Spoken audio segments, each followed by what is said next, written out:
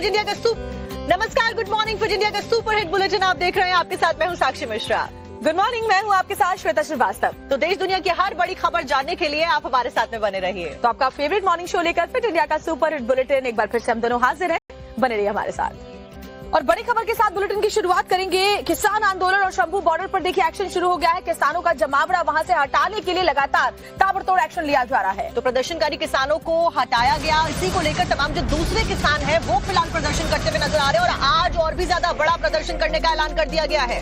गुस्साए किसानों ने दिल्ली अमृतसर एनएच पर प्रदर्शन किया है। शंभू बॉर्डर से जबरन गाय जाने को लेकर के अब ये रास्ता किसानों ने यहाँ पर रोका है, जिसकी वजह से आम लोगों को परेशानी हो रही है। शंभू बॉर्डर पर देखिए काफी वक्त से ये किसान बैठे हुए हैं अपनी मांगों को लेकर के। हालांकि कई बार दिल्ली आने की उन्होंने कोशिश की लेकिन नहीं आ पाए और अब शंभू बॉर्डर से भी इन्हें हटाया जा रहा है। और देखिए इसी को लेकर आज प्रशासन और पुलिस बल को भी अलर्ट मोड पर रखा गया है। बड़ी तादाद में जो तैनाती है पुलिस फोर्सेस की वो पहले ही कर दी है, एहतियाती कदम उठाते हुए, ताकि जो प्रदर्शन है वो और ज्यादा उग्र ना हो और किसी भी तरीके की जो व्यवस्थाएं हैं वो खराब ना हो। इस प्रदर्शन के बाद ट्रैफिक कुछ देर के लिए बाधित हुआ। हालांकि पुलिस की टीम वहां पर पहुंची और ट्रैफिक को खुलवाया। किसानों को कहना है कि और भी बड़ा प्रदर्शन वो करेंगे, यानी एक बार फिर से किसानों के साथ टकराव प्रशासन का देखने को जबरदस्त तरीके से मिल रहा है। ग्राउंड जीरो पर हमारे सहयोगी आगे पूरा दिन आपको इस बड़ी खबर पर अपडेट देते रहेंगे। वहीं देखिए अगर बीते दिन की बात की जाए तो शंभू बॉर्डर पर प्रदर्शनकारी किसानों को हिरासत में लिए जाने से जो दूसरे किसान थे वो नाराज थे और मानावाला टोल को जाम भी कर दिया गया था। इस प्रदर्शन के बाद ही जो ट्रैफिक था वो बाधित रहा।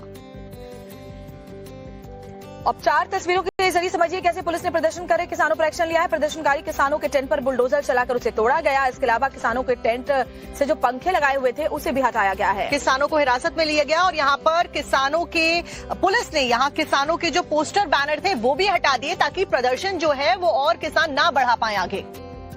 कुछ किसानों को डिटेन भी यहाँ से किया गया है जो उग्र प्रदर्शन कर रहे थे। पुलिस ने यहाँ किसानों के पोस्टर बैनर हटाए हैं, टेंट से पंखे हटाए हैं, किसानों को हिरासत में लिया है और बुलडोजर एक्शन लेकर टेंट को ध्वस्त किया है। एक रिपोर्ट देखिए।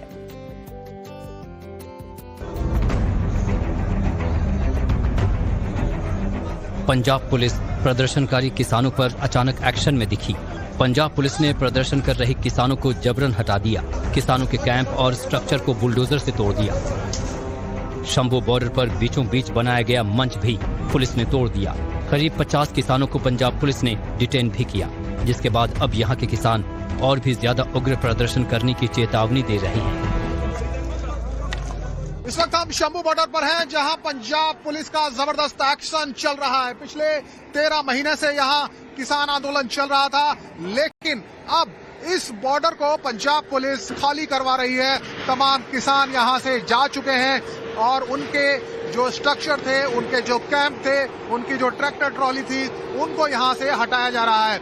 आप देखिए किस तरीके से जो पीला पंचा है, जो बुलडोजर है, वो यहां पर तमाम जो स्ट्रक्चर है उसको ध्वस्त कर रहा है। कोई किसान अब यहाँ पर मौजूद नहीं है और ये जो जगह है जहाँ पर इस वक्त एक्शन दिखाई दे रहा है, ये दरअसल मंच था शंभू बॉर्डर के बीचों बीच, जहाँ किसान यहाँ से अपनी रणनीति बनाते थे और तमाम जो भाषण थे, तमाम जो नेता थे, वो यहीं पर इकट्ठा होते थे।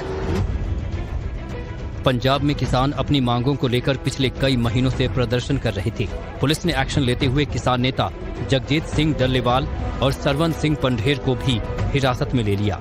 ये दोनों किसान नेता केंद्रीय प्रतिनिधिमंडल से बातचीत के बाद शंभू और खनौरी बॉर्डर की तरफ जा रहे थे। इन दोनों किसान नेताओं को हिरासत में लेने के बाद बीकेयू के प्रवक्ता राकेश टिकैत ने तीखी प्रतिक्रिया दी है और कहा है कि पंजाब सरकार को किसानों को हिरासत में लेने की बजाय उनसे बातचीत करनी चाहिए। आज जिस तरह से बातचीत करके हमारे जितने लीडर थे वहां से वापसी हो रहे थे, वो चाहे जगजीत सिंह डल्लेवाल जी हो, पंढेर जी हो और जितने लोग हैं, ये पता चला कि उनको सबको पंजाब पुलिस ने अरेस्ट करा है, डिटेन किया है। इससे पूरे देश के किसानों में रोष फैल लगा और पंजाब सरकार को बातचीत में शामिल रहना चाहिए। वे उनकी जमीन पे है, उनसे बातचीत करके ही समाधान निकल सकता है। पुलिस ने एक्शन से पहले शंभू और खनौरी बॉर्डर के पास के इलाकों में इंटरनेट बंद कर दिया था, जिसके बाद मौके पर भारी संख्या में पुलिस बल मौजूद है। पुलिस की तरफ से शंभू और खनौरी बॉर्डर पर नाकेबंदी की गई है। शंभू बॉर्डर पे जो काफी देर से किसानों का धरना चल रहा था, उसमें आज ड्यूटी मजिस्ट्रेट्स की प्रेजेंस में पुलिस की तरफ से क्लियर करवाया गया है आफ्टर गिविंग प्रॉपर वार्निंग इनको दी गई थी और उसके बाद ये सारा क्लियर करवाया गया है। कुछ लोगों ने अपनी विलिंगनेस दी थी कि हम घर जाना चाहते हैं, तो उनको बसेस में बिठा के घर भेजा गया और इन एडिशन जो यहाँ पे स्ट्रक्चर्स हैं और व्हीकल्स हैं उनको मूव करा जा रहा है। पंजाब में आम आदमी पार्टी की सरकार के इस एक्शन के बाद सियासी हलचल तेज हो गई है। एक तरफ जहां इस एक्शन को लेकर कांग्रेस पंजाब सरकार पर हमलावर है, तो वहीं दूसरी तरफ पंजाब सरकार का कहना है कि बॉर्डर बंद होने से पंजाब का बहुत नुकसान हो रहा है, पंजाब के लोग परेशान हो रहे हैं। आज हिंदुस्तान के इतिहास में किसान, गरीब और मजदूर से विश्वासघात का सबसे बड़ा अध्याय भाजपा की केंद्र सरकार और पंजाब की आम आदमी पार्टी की सरकार ने मिलकर लिखा। किसानों को वार्तालाप के लिए बुलाया।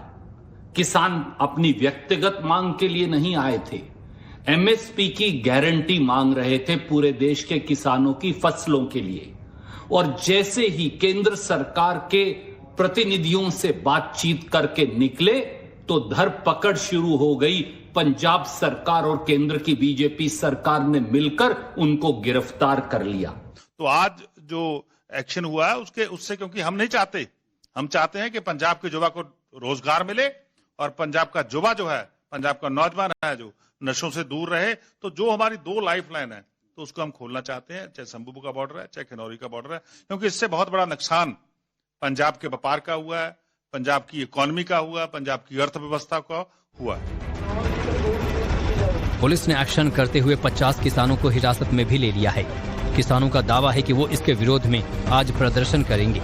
माना जा रहा है कि किसान नेताओं की गिरफ्तारी के बाद पंजाब सरकार और किसानों के बीच टकराव बढ़ सकता है।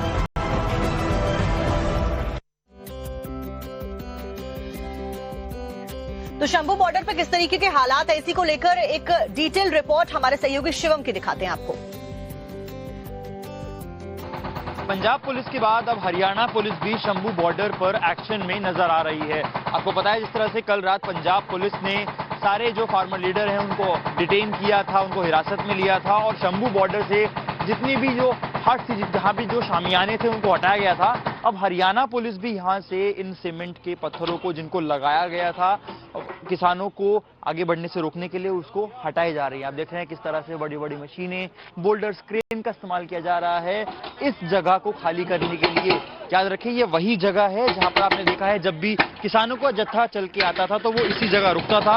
यही आपने देखी है वो लोहे की तारें जो ऊपर हुआ करती थी, जो अब हट गई हैं, जिसके पीछे से सुरक्षा बल है वो बातें किया करते थे, जो सुरक्षा बल है वो समझाया करते थे और यहीं से किसानों के ऊपर जो आंसू गैस के गोले हैं वो भी दागे जाते थे। पर हम देख सकते हैं कि इस जगह को भी अब हरियाणा पुलिस द्वारा खाली किया जा रहा है। ये खबर रात को भी आई थी कि एक बार अगर पंजाब से एश्योरेंस मिल जाता है सिक्योरिटी का तो हरियाणा पुलिस भी इस काम में लग जाएगी, शंभू बॉर्डर को खोलने में लग जाएगी। पर हम फाइनली देख पा रहे हैं आखिरकार इधर की तरफ भी ये बॉर्डर अब खुल रहा है। अब देखने वाली बात ये होगी कि किसान संगठन जो बाकी बचे हैं वो किस तरह से इस पर प्रतिक्रिया देते हैं, क्योंकि याद रखिएगा कल रात जो 2 बड़े किसान नेता थे जो पिछले 1 साल से खबर में रहे हैं, जो पिछले 1 साल से नेतृत्व कर रहे थे सब आंदोलनों का, जगजीत सिंह डल्लेवाल और सरवन सिंह पंधेर, उन दोनों को हिरासत में ले लिया गया है। तो किस तरह से क्या जो प्रतिक्रिया है वो किसानों से आती है, क्या प्रतिक्रिया नेताओं से आती है, आम आदमी पार्टी क्या बोलती है, बीजेपी क्या बोलती है,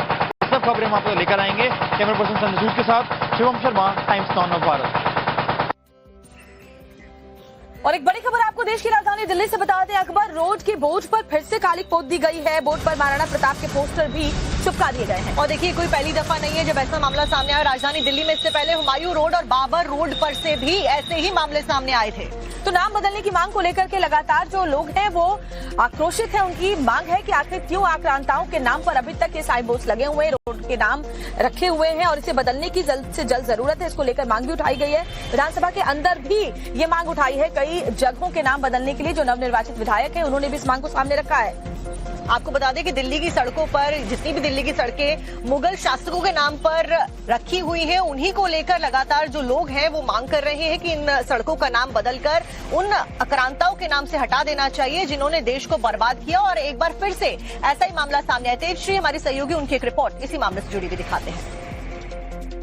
दिल्ली में अकबर रोड के साइन बोर्ड पर कालीख पोत दी गई है। तस्वीरों के जरिए हम आपको दिखाएंगे कि क्या कुछ यहाँ पर किया गया है। ये देखिए, अकबर रोड का जो नाम है 4 अलग अलग भाषा में इस साइन बोर्ड पर लिखा गया है और यही रास्ता अकबर रोड की तरफ जाता भी है और दर्शाता भी है। लेकिन कालीख के साथ साथ यहाँ पर उसके ऊपर महाराणा प्रताप की तस्वीरें भी चिपकाई गई हैं, पोस्टर चिपकाए गए हैं, जिसमें अदम्य अजीवित आजीवन स्वतंत्र, साथ ही साथ महाराणा प्रताप की दूसरी तस्वीर है जिसमें महाराणा प्रताप जयंती निमित्त सर्वांना हार्दिक शुभेच्छा, इस तरह का संदेश दिया हुआ है। और साथ ही साथ मेरी दाईं ओर भी आप देखेंगे तो अकबर बोर्ड का एक चिन्ह, अकबर बोर्ड का एक वहां पर साइन बोर्ड था, उस पर भी कालीख पोत दी गई है। 4 भाषाओं में अकबर रोड का नाम लिखा हुआ था और महाराणा प्रताप की एक तस्वीर जो है पोस्टर के रूप में वहां पर चिपका दी गई है। अब जिन लोगों ने इस पर कालीख पोती है उनका कहना है कि वो सनातनी है और साथ ही साथ वो ये भी बताते हैं कि पिछले 2 दिन पहले आईएसबीटी पर महाराणा प्रताप की मूर्ति को किसी ने तोड़ने की कोशिश की थी, उनका हाथ भी टूट गया था और इसी के कारण उन्होंने यहाँ पर आकर अकबर रोड के नाम पर कालीख पोत दी गई है। अब देखना ये होगा कि इन तमाम मुद्दों पर राजनीति किस तरह से होती है। और देखिए, कोई पहली बार नहीं है जब ऐसा मामला सामने आया। इससे पहले भी हमें याद है कि अकबर रोड से ही वो तस्वीरें सामने आई थी जब हिंदू संगठनों के द्वारा वहां पर जो पोस्टर्स लगे थे, बोर्ड लगे थे, साइन बोर्ड लगे थे, उनके ऊपर कालीख पोती गई थी। और हिंदू संगठन लगातार ये बात कह रहे हैं कि हमारे पूर्वजों पर जिन आक्रांताओं ने जुल्म ढाए, आखिर उन आक्रांताओं के नाम पर ये बोर्ड क्यों होने चाहिए? हमारे जो वीर शासक रहे हैं उनके नाम क्यों नहीं होने चाहिए? और अलग अलग जगहों के नाम बदलने की मांग पहले भी उठती रही है। बाबर और हुमायूं रोड पर भी हिंदुवादी संगठन पहले वो कालीख पोत चुका है।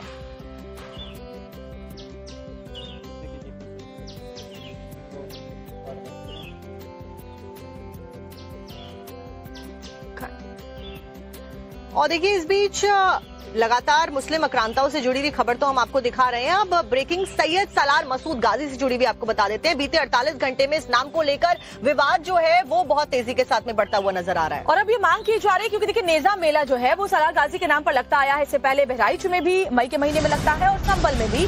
तो अब इस साल वो मेला नहीं लग रहा है और साथ ही साथ अब उसका भी नामो निशान मिटा देने की मांग बहराइच और संभल से उठ रही है। साफ तौर पर जो पुलिस प्रशासन है उनका ये कहना है कि मुस्लिम आक्रांताओं के नाम पर, शासकों के नाम पर जितने भी मेले लग रहे थे उनका लगना जरूरी नहीं है और इसी वजह से जो परमिशन है वो नहीं दी गई है। और इसके अलावा बहराइच से सालार मसूद की कब्र हटाने की भी मांग अब जोर पकड़ती जा रही है और कहा जा रहा है कि सुहेल देव, महाराज सुहेल देव के नाम पर भला क्यों ना ये मेले लगाए जाएं और उनका महिमा मंडन किया जाए। लेकिन बहराइच में आपको बता दें, हर साल मई के महीने में एक लंबा मेला लगता है और कब्र भी सालार मसूद की वहां पर मौजूद है। कई जिलों में गाजी मियां मेला बंद करने की मांग भी उठ रही है। अब इसी से जुड़ी हुई एक रिपोर्ट आपके सामने रखते हैं।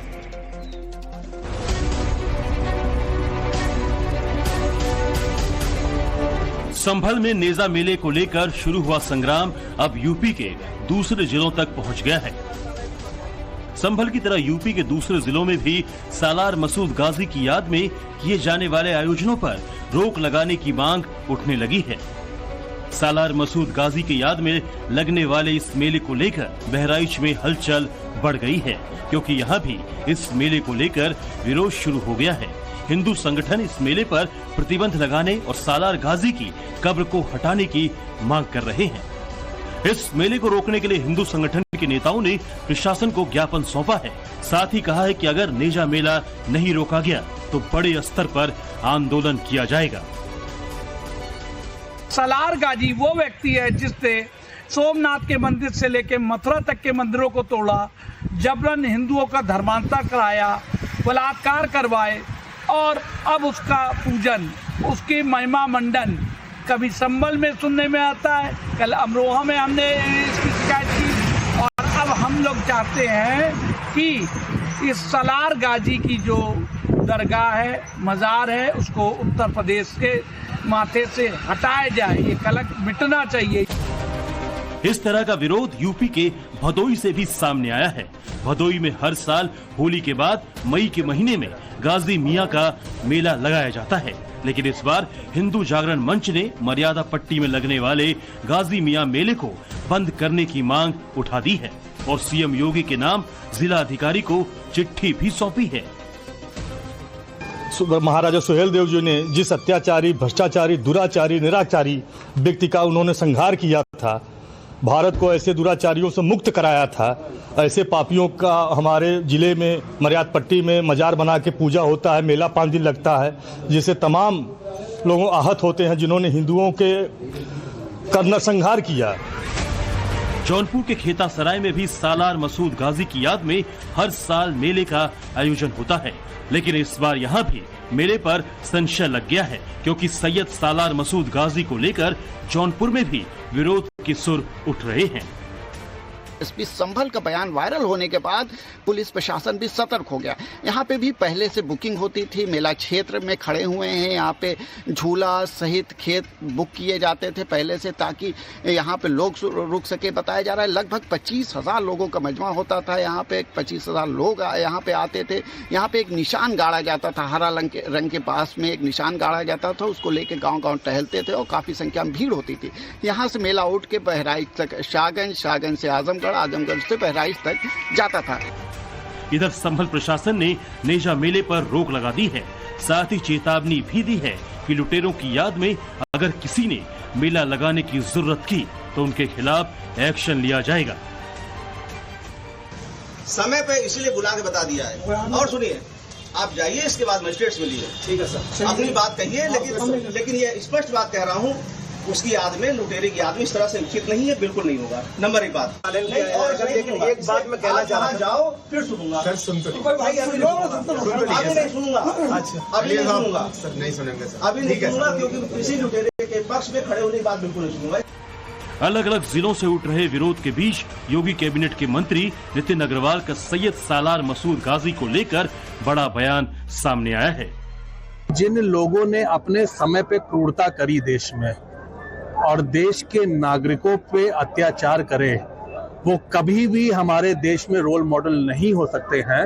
और जो लोग उनको रोल मॉडल मानते हैं, मैं उनकी निंदा करता हूं, और ऐसे लोगों के नाम पे किसी भी आयोजन को नहीं होना चाहिए हमारे देश और प्रदेश में। इस बीच योगी कैबिनेट के मंत्री अनिल राजभर ने भी एक बयान जारी किया, जिसमें उन्होंने कहा कि सैयद सालार मसूद उर्फ गाजी के नाम से अलग अलग जिले में मेले और प्रदर्शनी पर रोक जारी रहेगी। सैयद सालार मसूद, जिसके साथ राष्ट्रवीर महाराजा सुहेलदेव राजभर जी का संग्राम हुआ, जिसने सैयद सालार मसूद का सर्वस्व नाश किया, उस सैयद सालार मसूद के नाम पर पिछली की सरकारों ने वहां मेला लगाने का काम किया, प्रदर्शनी लगाने का काम किया, सैयद सालार मसूद को महिमा मंडित करने का काम किया। लेकिन वर्तमान भारतीय जनता पार्टी की सरकार ने उस मेला और प्रदर्शनी को बंद करने का फैसला किया है। यूपी में जगह जगह से गाजी सालार की मजार को हटाने की मांग के बीच आज सीएम योगी बहराइच जा रहे हैं। सबको इंतजार है कि आक्रांता सालार की मजार को मिटाने की मांग पर सीएम योगी का क्या विचार है। Bureau report, times now Bharat. खबर आपको बताते हैं, यूपी के संभल में सांसद जियाउर रहमान बर्क को नोटिस दिया गया है। अवैध निर्माण के मामले में ये नोटिस जियाउर रहमान बर्क को सांसद को दिया गया है। 33 निर्माणों के लिए नोटिस जारी किया गया है। संभल के सांसद को एक मकान के निर्माण के मामले में ये नोटिस दिया गया। इससे पहले भी देखिए, बिजली चोरी के मामले में वो फंसे हैं, हिंसा से जुड़े कई मामलों में भी उन पर आरोप लगे, और अब ये नई मुसीबत जो है उनके सामने है कि 33 निर्माणों के लिए नोटिस जारी कर दिया गया है प्रशासन की तरफ से। तो संभल के चंदौसी में अवैध कब्जे वाले 33 मकान और एक मस्जिद को नोटिस दिया गया है। नोटिस के जरिए लोगों से कहा गया है कि वो अपने घर के दस्तावेजों को तहसीलदार के सामने पेश करें, और सांसद जियाउर रहमान बर्क को भी इसी कड़ी में नोटिस दिया गया है। बताया जा रहा है कि इलाके की मुस्तफा मस्जिद को भी ये नोटिस जारी किया गया है, और ऐसा करने के लिए इन लोगों को 7 दिन का वक्त फिलहाल प्रशासन की तरफ से दिया गया है।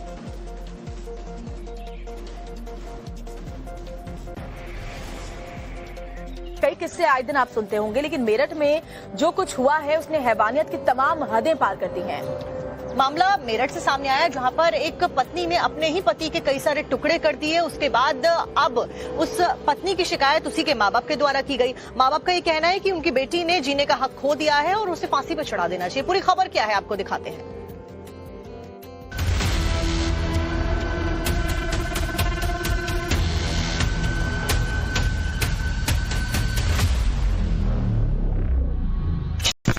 सिर पर महादेव की माफिक लंबे बालों का जूड़ा और नशे में डूबी हुई आंखों वाले इस हत्यारे आशिक के साथ पुलिस की गिरफ्त में खड़ी बेहद खूबसूरत से इस महिला ने मिलकर जिस बेरहमी से अपने पति का वध किया है वो आपकी रूह कपा देगा।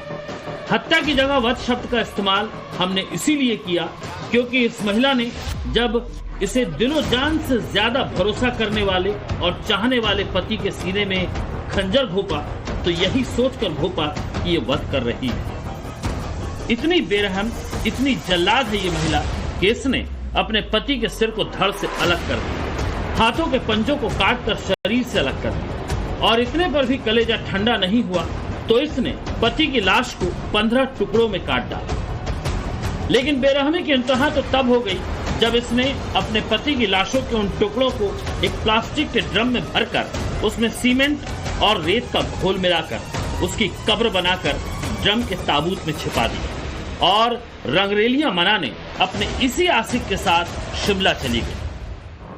पति, पत्नी और वो के बीच लव, इश्क और धोखे की ये खूनी कहानी दिल्ली से सटे मेरठ से आई है। जिस महिला ने अपने पति का कत्ल किया है उसका नाम मुस्कान है।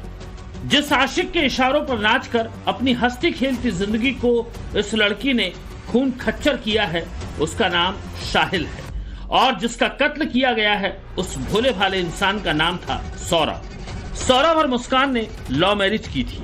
सौरभ 2 साल से लंदन में नौकरी करता था। मुस्कान अपनी 5 साल की बेटी के साथ मेरठ में रहती थी और इन्हीं 2 सालों में मुस्कान की जिंदगी में इस हैवान ने दस्तक दी और मुस्कान को भी हैवान बना दिया। और ये प्लान अचानक नहीं बना। मुस्कान अपने आशिक साहिल के साथ बीते कई महीने से हत्या का ऐसा हथकंडा खोज रही थी कि किसी को कानो कान न तो खबर लगे और ना ही शक हो।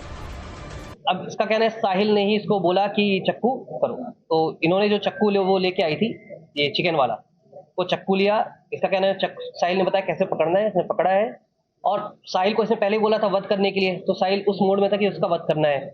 उसने कहा वध तभी होगा तेरे हाथों से होगा वध। साहिल, इसने हाथ पकड़ा, साहिल इसने चाकू पकड़ा, साहिल ने इसका हाथ पकड़ा, सीने पर रख के इसने पुश कर दिया चाकू। रात बिताने के दौरान ये दोनों सौरभ की लाश को ठिकाने लगाने की प्लानिंग में लग गए। इसके लिए बाकायदा मुस्कान ने बाजार से प्लास्टिक का ड्रम खरीदा, सीमेंट और रेत मंगवाया। ये वही ड्रम है जिसके अंदर सौरभ की लाश के टुकड़ों को मुस्कान और साहिल ने सीमेंट के घोल के साथ दफन किया था। मकसद यही था कि लाश की वजह से बदबू न फैले। साहिल के घर में जब हमारा कैमरा पहुंचा तो क्या दिखा ये देखिए।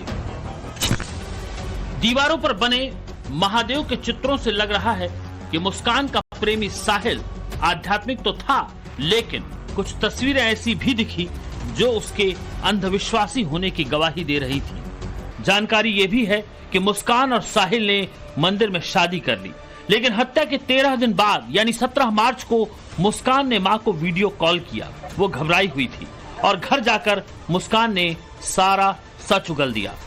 मुस्कान के पिता मौजूद हैं। सर, आपसे समझना चाहेंगे, जानना चाहेंगे कब आप लोगों को चीजें पता चली, मुस्कान यहाँ पर जब आई क्या हुआ था, एक ब्रीफ में हमें थोड़ा सा बता दीजिए। मेरी बेटी खुद आकर मेरे घर पर बोली है ये सब।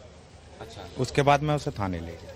कितनी तारीख को आई थी और आई तो 17 की रात को आई थी अपने रूम पर और 18 के 4 बजे आई है वो यहाँ पर बताने के लिए कि मेरे से ऐसा हो गया है। नॉर्मल नहीं करते थे, उन्होंने कल ही बताया है हमें कि कोई सिगरेट में अजीब सा पाउडर, इंजेक्शन, हमें नहीं पता इन चीजों के बारे में, लेकिन उन्होंने खुद बताया कि मम्मी अब मैं सब कुछ छोड़ सकती हूँ, नशा नहीं छोड़ सकती। माँ का कहना है कि उसकी बेटी ने जीने का हक खो दिया है, उसे फांसी होनी चाहिए। शादीशुदा मुस्कान की इस नाजायज मोहब्बत ने कई जिंदगियों को हाशिए पर ला दिया।